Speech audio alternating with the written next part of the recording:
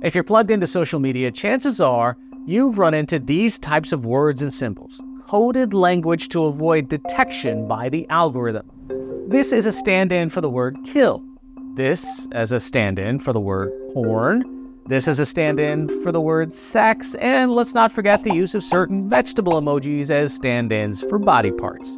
Algorithmic content moderation systems are basically predictive machine learning tools that social media companies have been increasingly relying on to flag sensitive content. Even content that doesn't violate community guidelines and is actually meant to educate or mobilize people around social causes gets restricted. Often, social media companies end up censoring content posted by marginalized groups.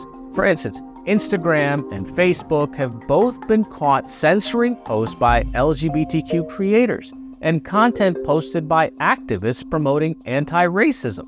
So how do we keep ahead of censorship, especially if we're living somewhere with strict censorship laws?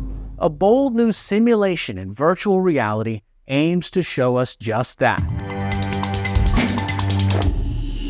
China employs a system known as the Great Firewall that removes web content, blocks access to foreign websites, and modifies search results. According to pro-democracy nonprofit Freedom House, the Great Firewall is the world's most sophisticated internet censorship apparatus. In an assessment of 70 countries around the world, the organization placed China last in its ranking of levels of internet freedom, behind Iran and Myanmar.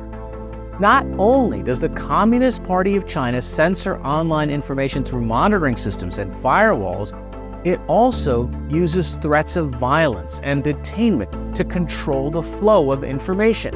Before COVID-19 was recognized as a pandemic and the virus was spreading through China, Chinese authorities were quick to shut down any talk of the coronavirus, forcing internet users to get creative so they could get the word out.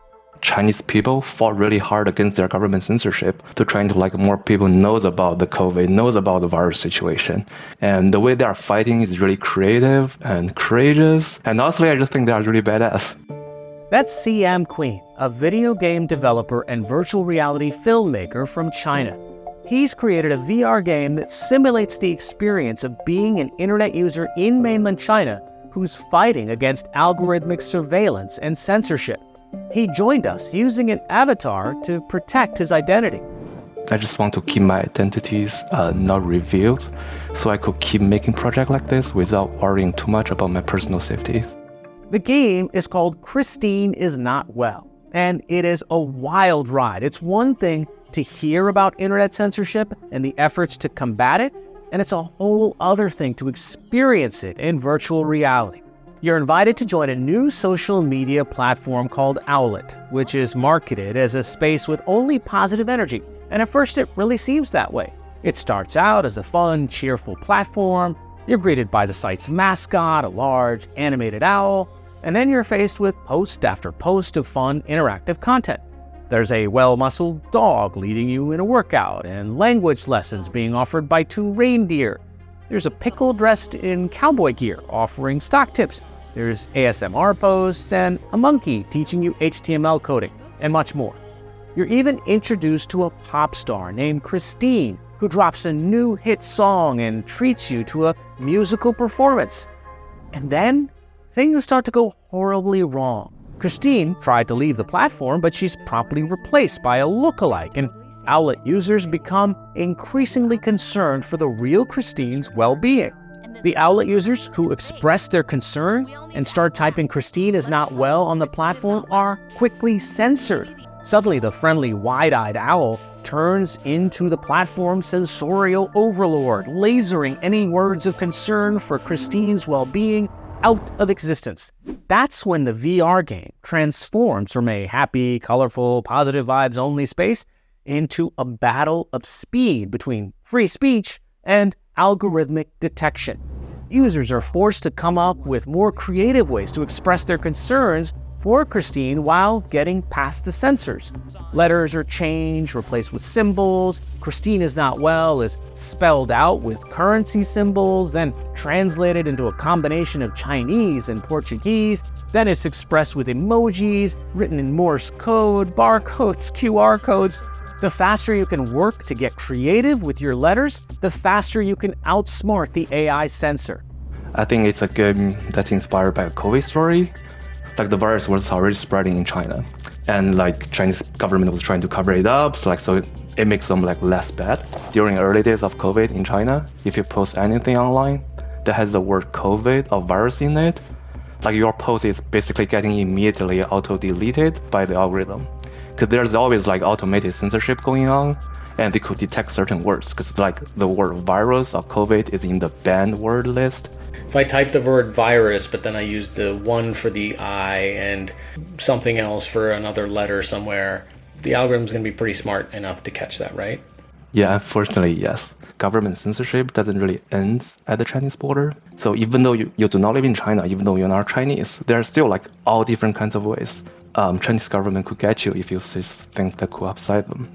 If you don't live in China, if you're not Chinese, but if you have like friends and families who live in China, they might use them as a leverage to stop you from talking about certain things. Then let's say, okay, you have zero personal connections in China, but you do business with Chinese companies. They might just cut off the business.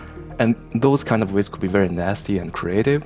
The recent ways to prevent Chinese descendants talking about Chinese government overseas is fake bomb threats. So there are actually like just this year, there actually has been like dozens of fake bomb threats made under names of Chinese descendants living in the US and even in Europe. So let's say I don't have any relatives, I don't have any business ties. I say something that the Chinese government doesn't particularly like, and somebody swats my house. They just call the local police department here and say, hey, I think there's a bomb at this address, and or maybe this guy's doing something really bad. You guys really need to go right now. Exactly. Almost all of those calls could be traced back to mainland China. But then even though like I didn't do anything wrong, my house still got raided by the police. Maybe my name was put on like criminal record.